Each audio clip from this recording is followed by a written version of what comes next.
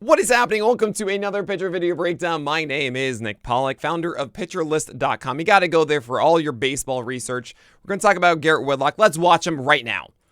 So, Garrett Whitlock pounds the zone with sinkers like this. That's his first plan of action. He's really good at it. Honestly, my favorite comp that I have of Garrett Whitlock is Aaron Nola, if you can believe it. But actually, Aaron Nola should be throwing more four-seamers than sinkers these days. But he throws a tons of sinkers, 4 called strikes, and then he has 2 secondary pitches he gets batters out with. Sliders, it's more of a sweeper these days. I mean, that's a better vernacular. And then changeups as well. And he keeps those down, and then he really lives on the edge with that sinker. That's it. That's what he does. So he pounded the zone with that sinker, and I hate this thing. Oh my gosh, look at that changeup. 81. Looks like a hanger.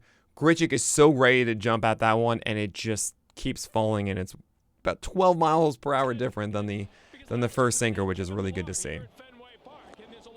And then throws another one, and you can really see that movement coming back. It's aggressive of a drop. It is a filthy changeup. It's not your typical like straight change that is just velocity different. That has legit drop to it, and especially with the sinker always coming back. Grichuk needs to actually be honest with this one.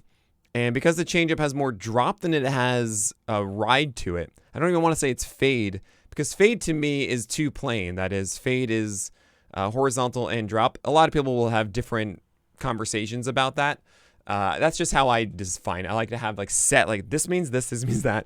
Fade to me is having both horizontal and vertical. And this is more vertical, while the sinker does have that horizontal.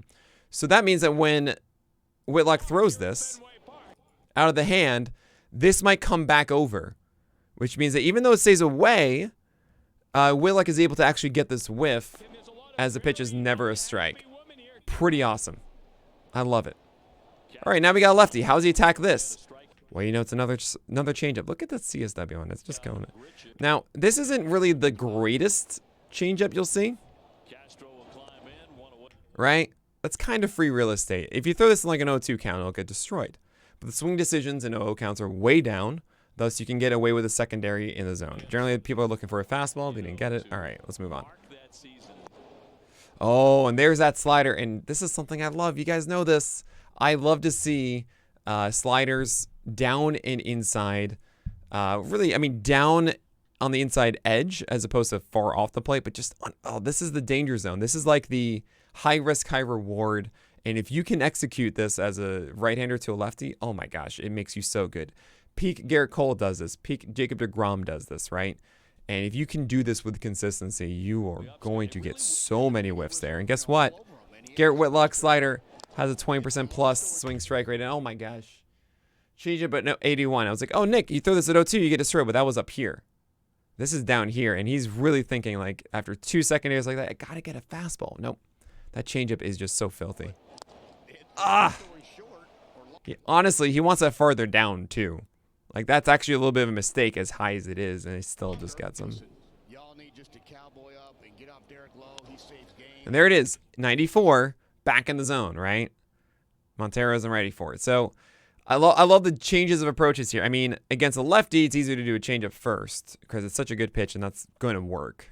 Against a righty, we did see a first pitch sinker to Grichuk. We see a first pitch sinker to a right-hander now. And let's see. Upstairs, 95. That's good. So now you see that going back. And if you guys watched the other video, you'll see that. Or, I mean, you see me talk about this. Foul ball's back. That tells you that the batter's on it. You don't throw that again. You have to throw a sweeper here. It's like textbook. Yeah. Oh, changeup. Okay, feels better about the changeup. That's fine. I get that one. I totally understand. He's feeling the changeup now. I would 100% say you gotta do slider. Yeah. So he does it and he gets the out. Now, if this pitch, oh, no, it's a great catch. If this pitch is down here, because the thing is with Whitlock slider, you're going to get the committed swing because of. You just saw the changeup chase as well because he's going for fastball and good adjustment on it. But you saw the fastballs up too. He's really on the heater and getting the movement away from the bat as opposed to coming towards him. If this is like out of the hand If this is any way cheating on a fastball, it's going to be, he's swinging. Absolutely. This is going to be on the inside corner. So he's committed. And at this point, if he's committed, you don't want this in any way to be hittable. This is off the end of the bat. Actually, apparently, like, barely getting the zone. If this is a little bit more off, that's a difference between needing a good play by your center fielder versus a strikeout. And there it is one more time. So that's Garrett Whitlock. I mean, I'll show you a quick more of here. Here's a first pitch.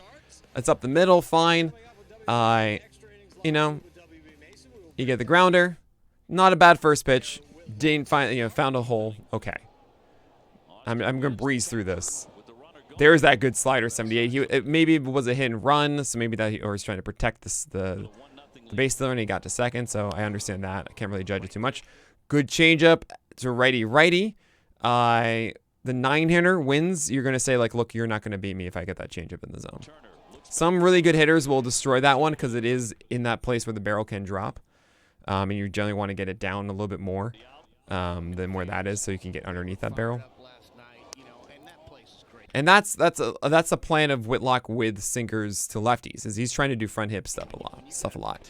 And Enosaurus made a really good point on the Alex Fast show, talking about how you don't really want drop on your sinker. You really want more of a two-seamer if you're going opposite-handed, because you want to make the movement go this way and come back over. If it goes this way, then it falls down into that barrel, that danger zone.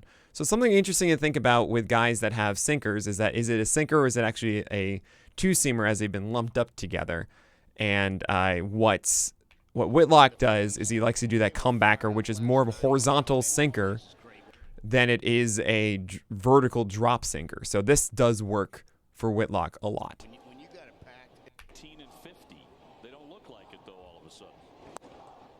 Ooh, that's nice. Just nail that down and away after going inside with it. Now, like, what do you throw off that? I mean, you throw a changeup off of that. Yeah, and he got him on it. And you see that committing. Like, I think Nolan Jones is smart enough to be like, okay, I'm going to expect a changeup now. So I would probably throw a breaking ball. I'll throw the slider. No, he's, well. Oh, man. So a couple things here. I know I'm speeding through it. But he isn't smart enough. But because he saw it before, he's able to at least make a big enough adjustment to actually go down and get it. Like the previous at bat, he gave up on it, but this time he actually said, okay, I'm committed, but I'm going to do the things I need to do. I mean, this is great work from Jones to move his body on the swing.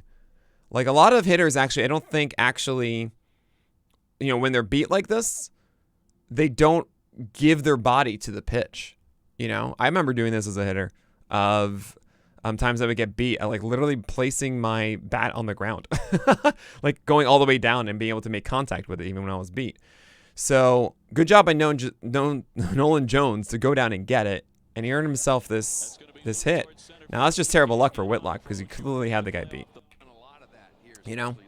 But maybe if you didn't throw the changeup, maybe it's a slider that will actually get him because he didn't see that in the previous pitch and know how it's going to be moving now that he's beat, right?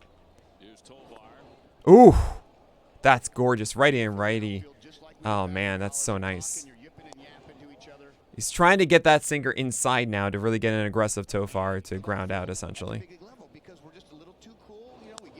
Got it. Yeah, that's it. I mean, he wants this to be a little bit more up because it's down like this, you get more of the barrel.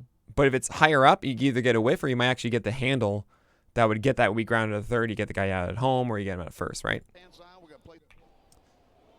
So now it's once you got to throw a slider away. Or he's trying to do the changeup that he whiffed on before. That makes sense. I think the slider is good enough, though. So that sucks. I mean that in a way of like, oh, man, that's too bad.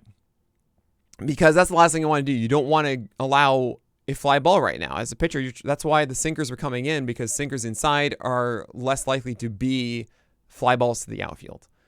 And that's what Whitlock's trying to get right now, is trying to get a grounder that prevents a sac fly. But this changeup, unfortunately, wasn't where it was supposed to be, and it lands in the middle of the zone at 2-2. You're like, Nick, that's an out. Like, no, this is a run. That's a big mistake from Whitlock. It's kind of why I wanted it to be a slider. Because I think the slider down away, and that's a tie game now in the 6th inning, right? This is a huge, huge pitch. I think either sinker inside or slider away would have been the better call, because I think a changeup like that is more susceptible to it.